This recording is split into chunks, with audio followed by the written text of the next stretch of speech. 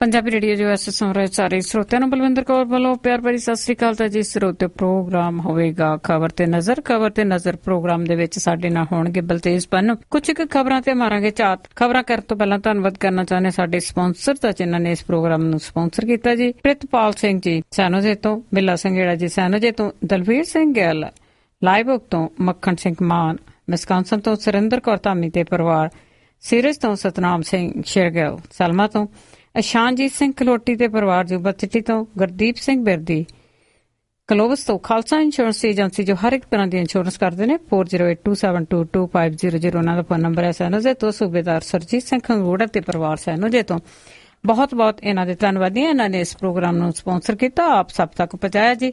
ਜੇ ਤੁਸੀਂ ਵੀ ਕਿਸੇ ਨੇ ਇਸ ਪ੍ਰੋਗਰਾਮ ਨੂੰ ਸਪਾਂਸਰ ਕਰਨਾ ਤੁਸੀਂ ਕਾਲ ਕਰ ਸਕਦੇ ਜੀ 4082725200 ਤੇ ਸਾਡੇ ਨਾਲ ਜੁੜ ਚੁੱਕੇ ਨੇ ਬਲਤੇਜ ਪੰਨੂ ਜੀ। ਸਤਿ ਸ਼੍ਰੀ ਅਕਾਲ, ਸਵਾਗਤ ਹੈ ਜੀ। ਸਤਿ ਸ਼੍ਰੀ ਅਕਾਲ ਜੀ, ਧੰਨਵਾਦ ਜੀ, ਬਹੁਤ ਮਿਹਰਬਾਨੀ ਜੀ। ਤੇ ਬਲਤੇਜ ਪੰਨੂ ਜੀ, ਸਭ ਤੋਂ ਪਹਿਲਾਂ ਗੱਲ ਕਰਦੇ ਆ ਭਾਰਤ ਦੀ ਓਲੰਪਿਕ ਖੇਡਾਂ ਦੇ ਵਿੱਚ ਕੁੜੀਆਂ ਨੇ ਭਾਰਤ ਦੀ ਸ਼ਾਨ ਵਧਾਈ, ਇੱਜ਼ਤ ਬਚਾਈ। ਬਿਲਕੁਲ ਜੀ, ਇਹ ਜ਼ਿਆਦਾ ਲਫ਼ਜ਼ ਜਿਹੜਾ ਜੀ ਉਹ ਠੀਕ ਹੈ ਕਿ ਜਿਹੜੀ ਲਾਜ ਰੱਖੀ ਜਾਂ ਇੱਜ਼ਤ ਜਿਹੜੀ ਆ ਜੀ ਉਹ ਬਚਾਈ। ਨਹੀਂ ਤਾਂ ਇੱਕ ਵਾਰੀ ਤਾਂ ਜਿਹੜੀ ਉਮੀਦ ਆ ਉਹ ਆਲਮੋਸਟ ਸਮਾਪਤ ਹੋ ਗਈ ਸੀ ਕਿ 125 ਕਰੋੜ ਤੋਂ ਉੱਪਰ ਦੀ ਆਬਾਦੀ ਵਾਲਾ ਜਿਹੜਾ ਮੁਲਕ ਹੈ ਉਹਦੇ ਵਿੱਚ ਕੱਖ ਵੀ ਨਹੀਂ ਹੈਗਾ ਜੀ ਪਲੇਅਰਾਂ ਦੇ ਵਿੱਚ ਕਿ ਉਹ ਕੁਝ ਵੀ ਜਿਹੜਾ ਜੀ ਕਰ ਸਕਣ।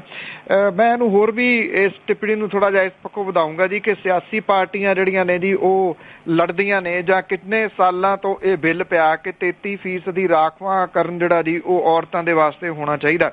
ਤੋ ਇਹਦੇ ਤੋਂ ਪਾਸੇ ਹਟ ਕੇ ਜਿਹੜੀਆਂ ਲੜਕੀਆਂ ਨੇ ਜੀ, ਧੀਆਂ ਨੇ ਮੁਲਕ ਦੀਆਂ, ਉਹਨਾਂ ਨੇ ਲਾਜ ਜਿਹੜੀ ਆ ਜੀ ਉਹ ਨੱਕ ਬਚਾ ਲਿਆ ਇੱਕ ਕਿਸਮ ਦੇ ਨਾਲ ਮੁਲਕ ਦਾ। ਸਾਕਸ਼ੀ ਜਿਹੜੀ ਕਿ ਬਹੁਤ ਆਮ ਪਰਿਵਾਰ ਦੇ ਵਿੱਚੋਂ ਆ ਜੀ, ਉਹਦਾ ਸੁਪਨਾ ਸੀਗਾ ਕਿ ਉਹ ਕਦੀ ਜਹਾਜ਼ 'ਚ ਬੈਠਣਾ ਚਾਹੁੰਦੀ ਆ, ਜਿਹਦੇ ਕਰਕੇ ਉਹ ਇਸ ਖੇਡ ਦੇ ਵਿੱਚ ਆਈ।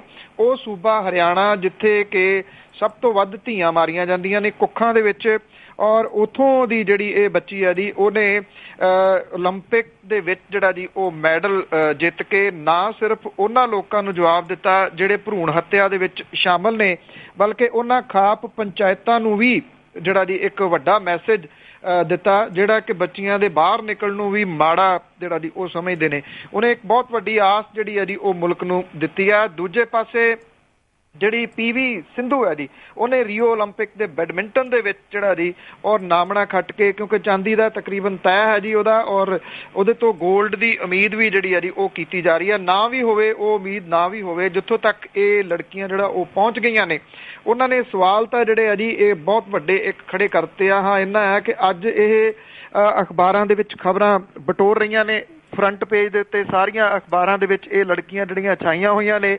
ਪਰ ਆਉਂਦੇ ਦਿਨਾਂ ਦੇ ਦੌਰਾਨ ਫਿਰ ਕੋਈ ਖਾਪ ਪੰਚਾਇਤ ਜਿਹੜੀ ਹੈ ਜੀ ਉਹ ਉੱਠੂਗੀ ਤਾਂ ਇਸ ਗੱਲ ਦੇ ਉੱਤੇ ਪਾਬੰਦੀ ਲਾ ਕੇ ਜਿਹੜਾ ਬਹਿ ਜਾਊਗੀ ਕਿ ਲੜਕੀਆਂ ਜਿਹੜੀਆਂ ਜੀ ਉਹ ਅਖਾੜੇ ਦੇ ਵਿੱਚ ਨਹੀਂ ਜਾਣੀਆਂ ਚਾਹੀਦੀਆਂ। ਕੁੜੀਆਂ ਉਹ ਕਹਿੰਦੇ ਕਿਤੇ ਕੁਸ਼ਤੀ ਕਰਨ ਦੇ ਵਾਸਤੇ ਥੋੜ੍ਹੀ ਜੰਮਦੀਆਂ ਨੇ ਜੀ, ਕੁਸ਼ਤੀ ਤਾਂ ਇਹ ਬੰਦੇ ਜਿਹੜੇ ਆ ਉਹ ਇਹ ਕਰਦੇ ਨੇ। ਤੋ ਹੋ ਸਕਦਾ ਜੀ ਕਿ ਸ਼ਾਇਦ ਕਿਤੇ ਨਾ ਕਿਤੇ ਕੋਈ ਸੋਚ ਜਿਹੜੀ ਆ ਉਹ ਕਿਸੇ ਦੀ ਇਹ ਮੈਡਲ ਜਿਹੜੇ ਆ ਜੀ ਉਹ ਬਦਲ ਸਕਣ।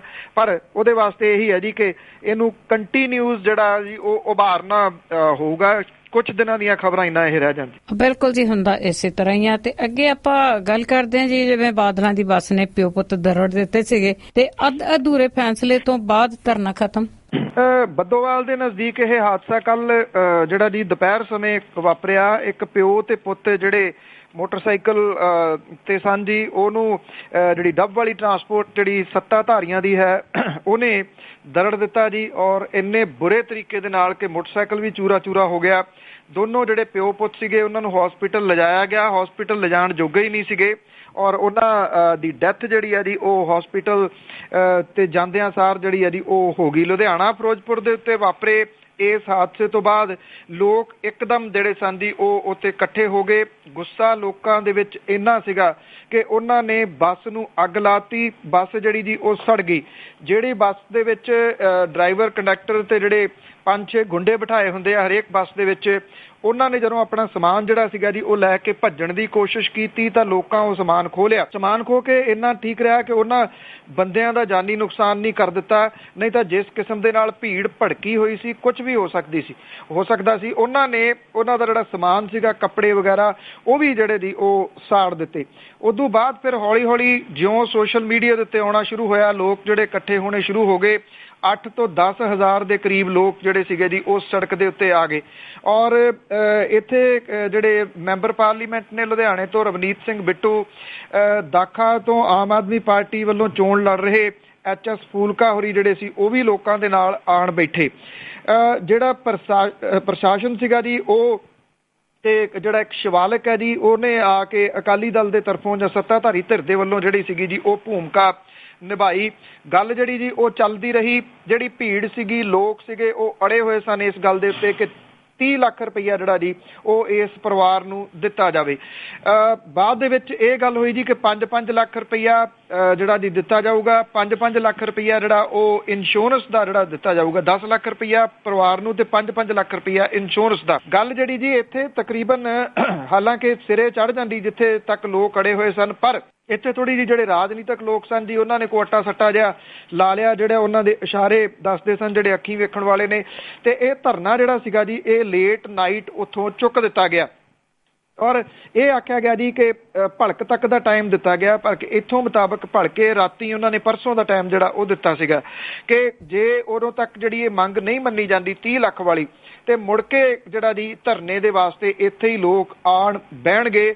ਇਉਂ ਸੀਗਾ ਜੀ ਉੱਥੇ ਬੈਠਿਆਂ ਤਾਂ ਕੋਈ ਮਨਵਾ ਲੈਂਦੇ ਜਿਹੜੀ ਮੰਗ ਸੀ ਉਹ ਵੱਖਰੀ ਗੱਲ ਸੀਗੀ, ਪਰ ਇਹਦੇ ਵਿੱਚੋਂ ਇੱਕ ਗੱਲ ਜਿਹੜੀ ਹੋਰ ਵੇਖਣ ਵਾਲੀ ਹੈ ਜੀ ਕਿ ਜਿਹੜੇ ਇਹ ਬੱਸ ਚਾਲਕ ਨੇ ਨਾ ਉਹਨਾਂ ਨੂੰ ਪਹਿਲਾਂ ਸਜ਼ਾ ਮਿਲੀ ਆ ਨਾ ਅੱਗੋਂ ਕੋਈ ਸਜ਼ਾ ਮਿਲਣ ਦੇ ਜਿਹੜੇ ਜੀ ਉਹ ਚਾਂਸਸ ਨੇ, ਕਿਉਂਕਿ ਸਮਝੌਤਾ ਔਨ ਦੀ ਸਪੌਟ ਜਿਹੜਾ ਜੀ ਉਹ ਕਰ ਲਿਆ ਜਾਂਦਾ। ਇਹ ਕਿਸੇ ਵੀ ਹਾਲਤ ਦੇ ਵਿੱਚ ਤੁਸੀਂ ਇਹਨੂੰ ਕੋਈ ਤੰਦਰੁਸਤ ਫੈਸਲਾ ਨਹੀਂ ਕਹਿ ਸਕਦੇ। ਬੇਸ਼ੱਕ 10 ਲੱਖ ਰੁਪਈਆ ਨਾ ਤਾਂ ਉਹਨਾਂ ਦੀਆਂ ਦੋਨਾਂ ਨੂੰ ਜਿਹੜਾ ਵਾਪਸ ਲਿਆ ਸਕਦਾ, ਨਾ 5-5 ਲੱਖ ਰੁਪਈਆ ਇੰਸ਼ੋਰੈਂਸ ਦਾ ਉਹਨਾਂ ਨੂੰ ਵਾਪਸ ਲਿਆ ਸਕਦਾ।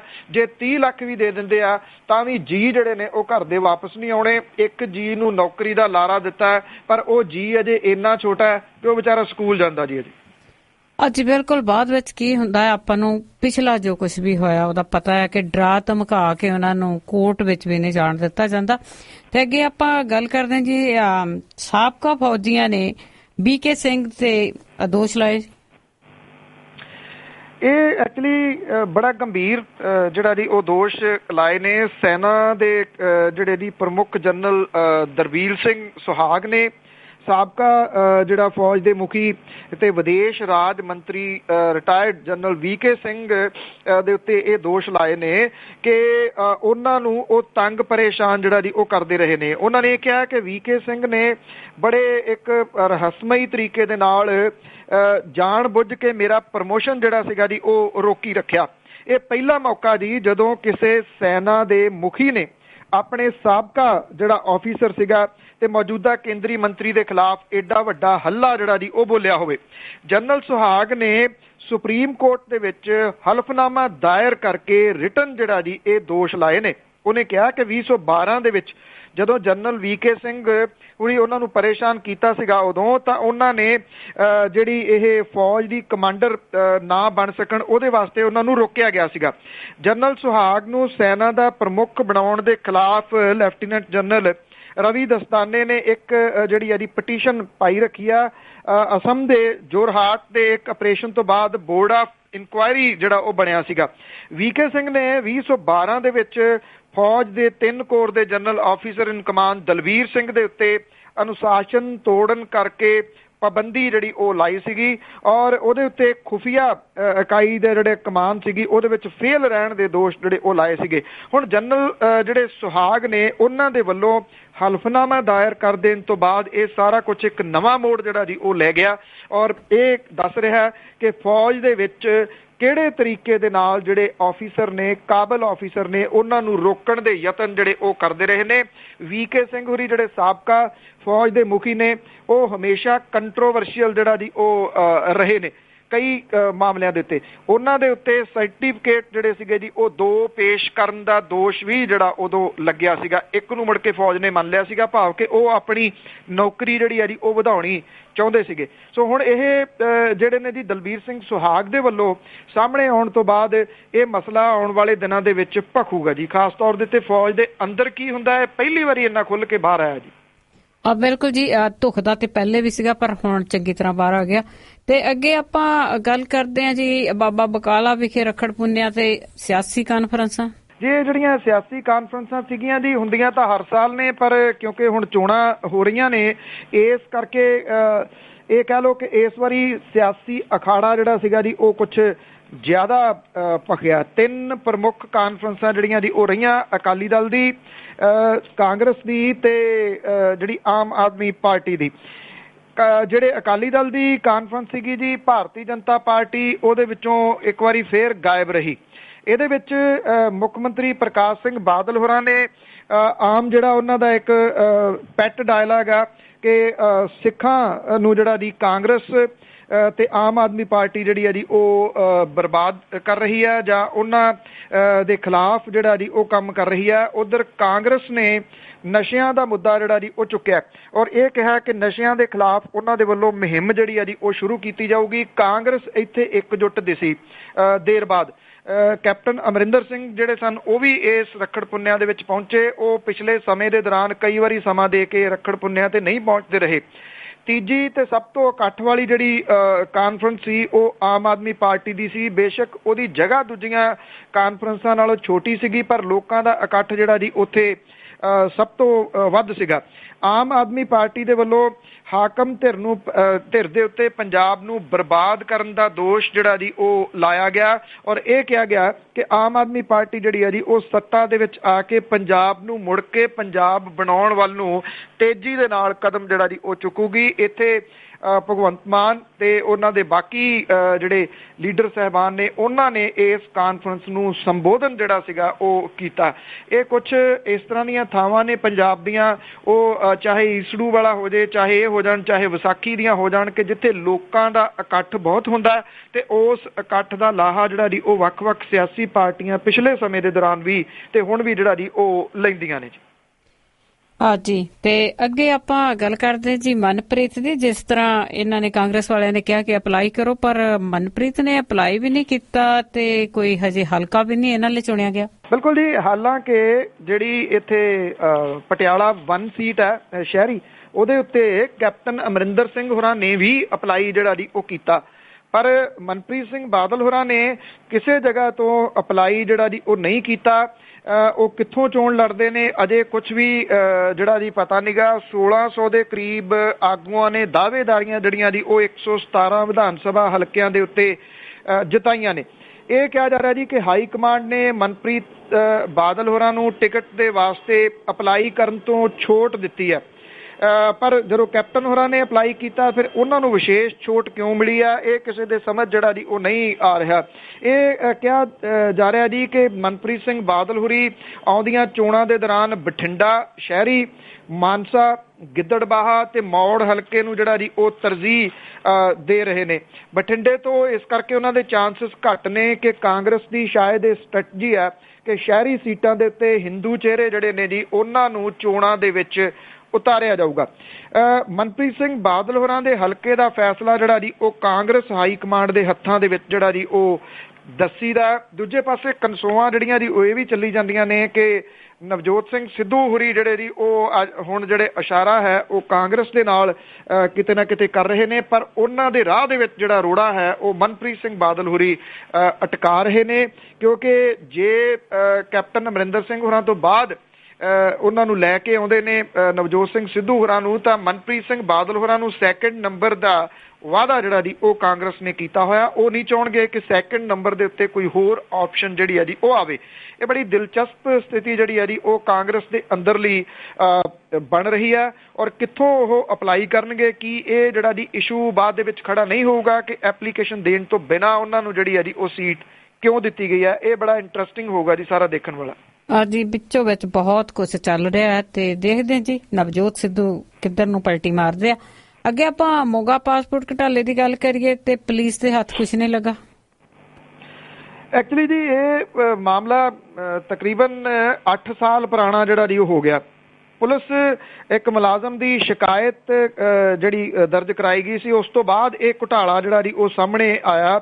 ਜਾਲੀ ਦਸਤਾਵੇਜ਼, ਜਨਮ ਸਰਟੀਫਿਕੇਟ, ਰਾਸ਼ਨ ਕਾਰਡ, ਗਲਤ ਪਤੇ 398 ਦੇ ਕਰੀਬ ਪਾਸਪੋਰਟ ਜਿਹੜੇ ਸੀਗੇ ਜੀ, ਇੱਕ ਐਡਰੈਸ ਜਿਹੜਾ ਦੁੰਨੇਕਿਆਂ ਦਾ ਸੀਗਾ ਉਹਦੇ ਉੱਤੇ ਇਹ ਸਾਰੇ ਜਿਹੜੇ ਉਹ ਜਾਰੀ ਹੋ ਗਏ ਸੀਗੇ ਜੀ।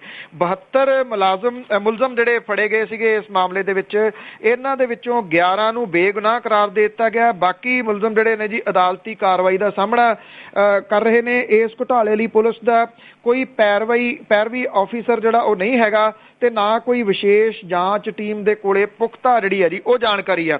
ਪੁਲਿਸ ਦੀਆਂ ਖਾਮੀਆਂ, ਹੋਰ ਸਬੂਤਾਂ ਦੀ ਘਾਟ ਕਰਕੇ ਸਰਕਾਰੀ ਮੁਲਾਜ਼ਮਾਂ ਦੇ ਉੱਤੇ ਲੱਗੀ ਭ੍ਰਿਸ਼ਟਾਚਾਰ ਦੀ ਧਾਰਾ ਵੀ ਖਤਮ ਕਰ ਦੇਣ ਤੋਂ ਬਾਅਦ ਇਸ ਕੇਸ ਦੀ ਸੁਣਵਾਈ ਹੇਠਲੀ ਅਦਾਲਤ ਦੇ ਵਿੱਚ ਚੱਲ ਰਹੀ ਹੈ ਜੀ। ਇਸ ਕੇਸ ਦੇ ਦਿੱਲੀ ਦੇ ਇੱਕ ਔਰਤ ਸਣੇ 11 ਮੁਲਜ਼ਮ ਲੰਮੇ ਸਮੇਂ ਤੋਂ ਗੈਰ ਹਾਜ਼ਰ ਨੇ। ਉਹਨਾਂ ਦੇ ਵਿੱਚੋਂ ਕਈ ਵਿਦੇਸ਼ ਚਲੇ ਗਏ ਨੇ।